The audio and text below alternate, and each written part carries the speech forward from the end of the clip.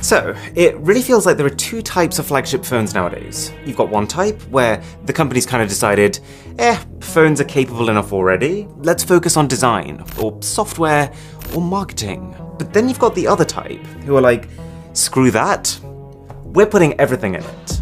Enter the Mi 11 Ultra. This isn't trying to be a good phone, it's trying to be the best phone money can buy. The box is nothing special, but also more importantly, nothing's missing. It comes with a USB-C to headphone jack adapter, a standard clear case, and below the phone we get a USB-C charging cable and a 67-watt fast charger.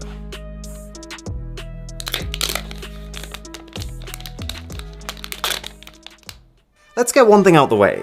Not everyone is going to like the way this looks. I've showed the Mi 11 Ultra to 7-8 people now, and the reactions have ranged from "that's the coolest phone I've ever seen" to "why are those so big" to "it kinda looks like it's trying to take over the world." And I think the reason it's so polarizing is that this is confident design. It's not trying to be a halfway house, it's not trying to please everyone. It knows what it wants to look like, in this case a technological behemoth, and it's running with it. The Mi 11 Ultra openly leaves elegance and sophistication at the doorstep, in place of an "I eat Samsungs for breakfast" type aesthetic.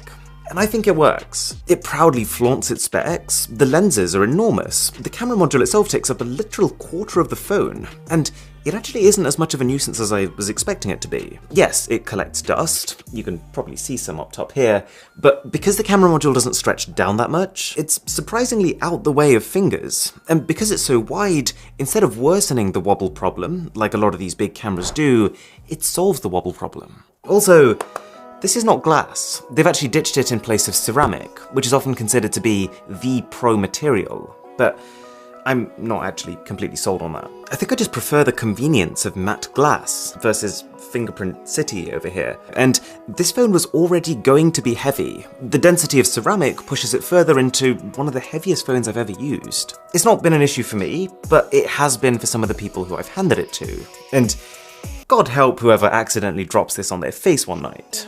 But more importantly is what this phone does. When I first started using the Mi 11 Ultra, I laughed. Because after months of phones that just could not match the Samsung Galaxy S21 Ultra, and who each just served to cement how special of a phone that is, all of a sudden we have a device that isn't just trying to trade blows and be comparable, Xiaomi's trying to kill Samsung. So, I'm going to show you how, and then I'm going to tell you why. To preface this whole thing though, they're about the same price, aka a lot of money. Okay, have a look at the S21 Ultra's display. I feel like the word phenomenal gets thrown around a lot, but I can't think of many things more deserving of that title.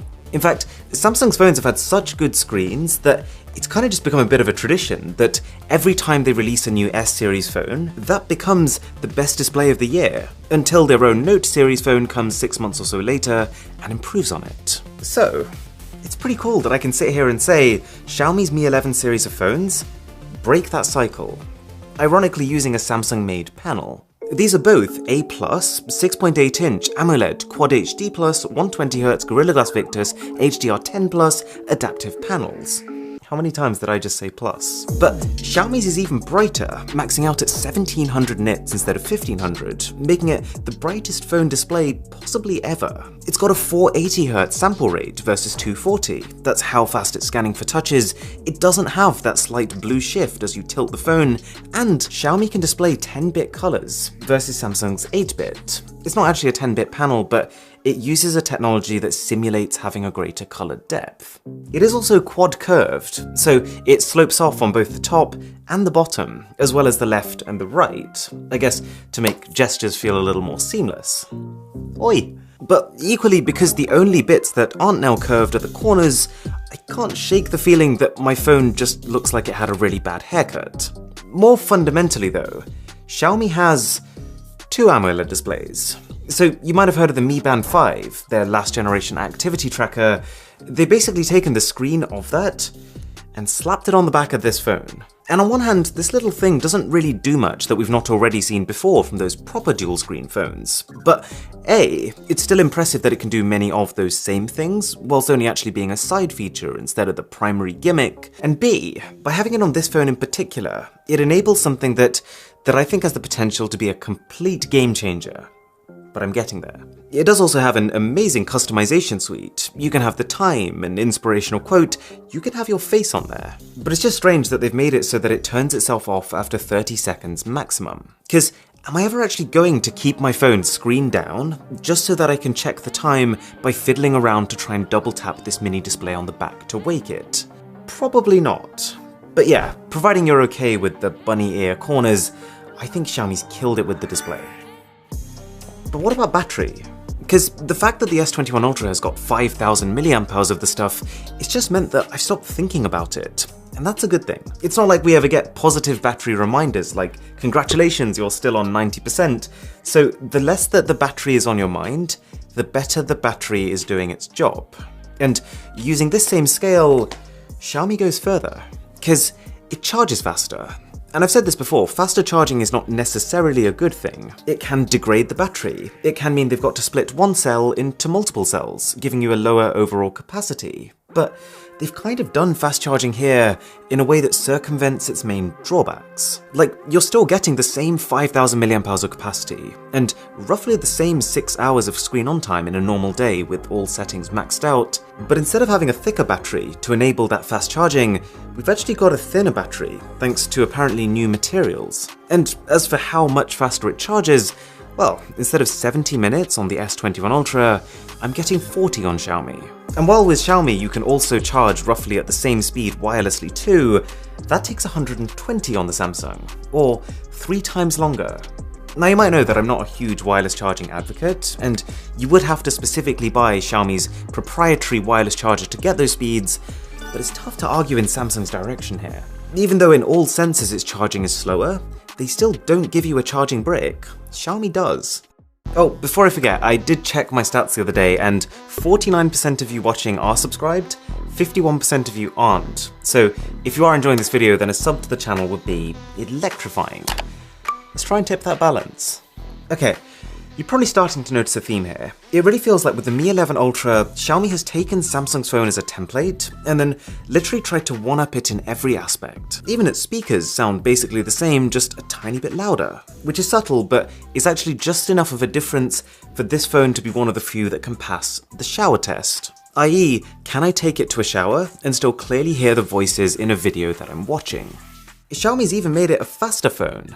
I ran the latest Antutu benchmark 5 times back to back, and you'll notice a few things. Firstly, that Xiaomi's display does start dimming itself extremely quickly, and you can't turn the brightness up yourself when it does that. But also, that in every benchmark, Xiaomi is very clearly ahead, and this is against the better performing Snapdragon version of the S21 Ultra. Xiaomi does reach a higher internal temperature, but it doesn't seem to affect its ability to sustain performance. Can I tell the difference when playing normal Android games?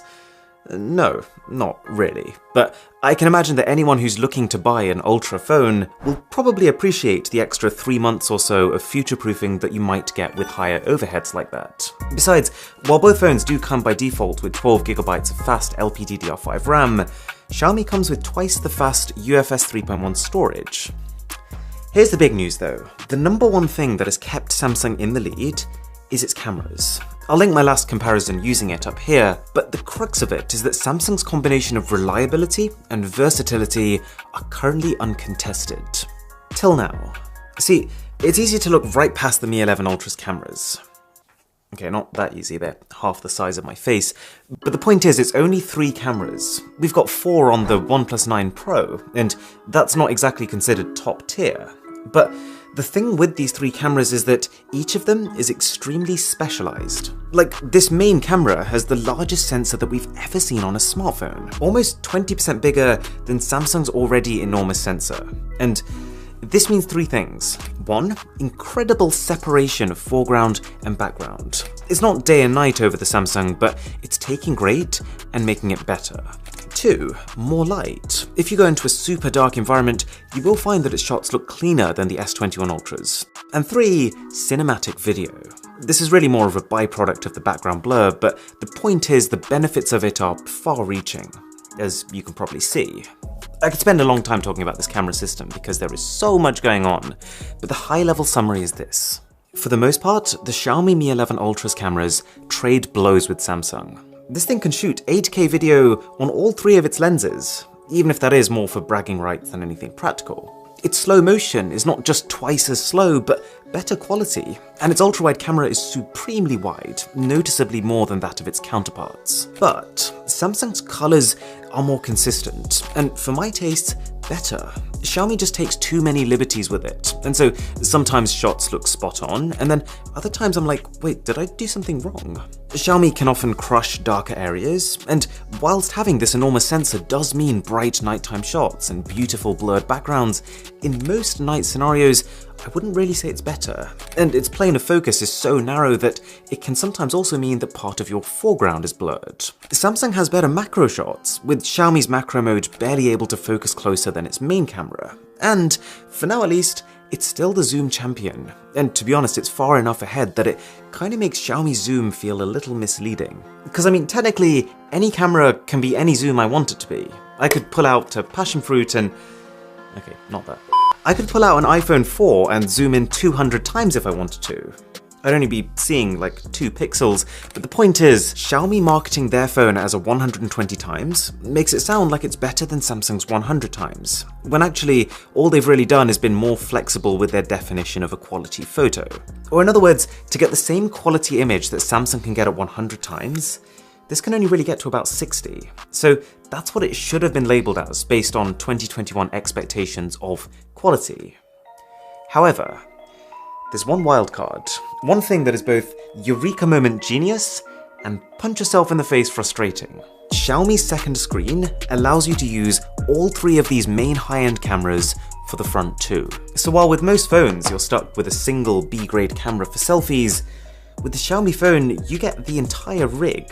So you can take face shots with not just the largest sensor you can get on a phone right now, this might just be the highest definition I've ever seen myself in, but also the ultra-wide camera, which compared to how narrow most front-facing cameras are, feels extraordinarily wide. You get unprecedented low-light performance, and crazy zoom too, if you wanted that. But because of how it's configured, you can't take portrait mode shots with this, it doesn't really work in social apps, and the only way to take video is through a bit of a workaround, and it's capped at 15 seconds. It's 15 glorious seconds, don't get me wrong, but why would Xiaomi limit it like this? Why would Xiaomi spend all that money designing one of the greatest phone camera systems ever? Spend all that time developing and improving these software modes? Give you that second screen to be able to utilize them on the front, but then prevent you from doing that. Everything's in place, the hardware's here, the software's here, you just can't. And so, whilst this would have been a tipping point for me, this probably would have been enough for me to say, okay, I think Xiaomi's created a better camera system than even Samsung. As things stand, it's about a draw, siding slightly with the S21 Ultra, because the actual front-facing camera on the Mi 11 Ultra that you will end up using for a lot of things is pretty meh. I did talk to a Xiaomi rep about this, and she said that they're pushing for these features internally, so fingers crossed, but I can only review what's actually been confirmed and delivered. However, as you can see from this very rough tally we've been keeping, Xiaomi has kind of won. And that's amazing. The Galaxy S21 Ultra was the phone to beat, and it's now beat. But I'm also not in the least bit surprised by this result, because I'm convinced that the only reason this Mi 11 Ultra exists is to beat the S21 Ultra. It's as if the entire philosophy behind it was to match every specification and then go further wherever they realistically could. Oh, you've got a 6.8-inch AMOLED screen with a 1440 by 3200 resolution. So do we, but ours is brighter. Oh, you've got a 5000 mAh battery capacity? Well, would you look at that? So do we, but ours charges faster. You've got 960 FPS super slow motion. Well, that's cute.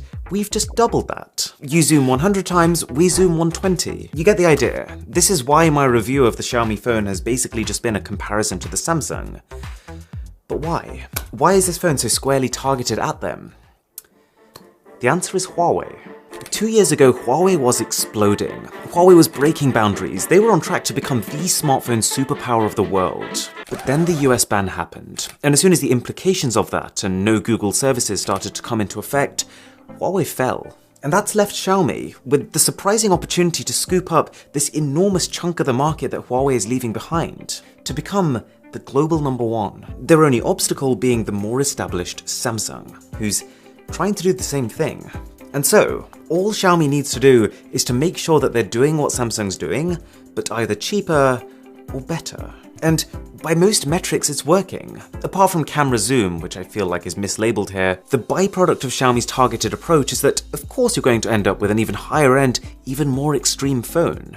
I know some people don't like Xiaomi's MIUI software skin, but this is Android. Providing you can put aside like 20 minutes, you can just uninstall all the bloatware, and you can set up your home screen pretty much how you want it. It wouldn't make sense for me to say don't buy this phone because I have mixed feelings about MIUI's icons. The important things are that it's fast, which it is. It's stable, which it has been, completely bug-free and ad-free in my experience, and that you get good software support, which you generally do with Xiaomi flagships. You'll probably get 2 years of major Android updates, and then quite possibly 4 years of MIUI and security updates. I've talked about MIUI a lot in my past Xiaomi reviews, so I'll link one of them up here, but fundamentally, if I were to summarize it in like one word, I would say options. There is so much you can do in MIUI, like even just the display settings are nuts. You've got sunlight mode for really bright scenarios, anti-flicker mode, sliders for color temperature, and even screen texture. You can actually turn it into a paper-like experience if you wanted to.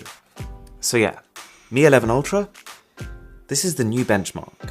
But I do think the Galaxy S21 Ultra still does enough things better that both have a place. Samsung has a more sophisticated aesthetic, and I'd argue a nicer finish. Its fingerprint scanner is not just faster at detection, but also more forgiving. And I would still say that this has the more reliable camera system. Okay, subscribe if you enjoyed. Thank you so much for watching. My name is Aaron, this is Mr. Who's the Boss, and I'll catch you in the next one.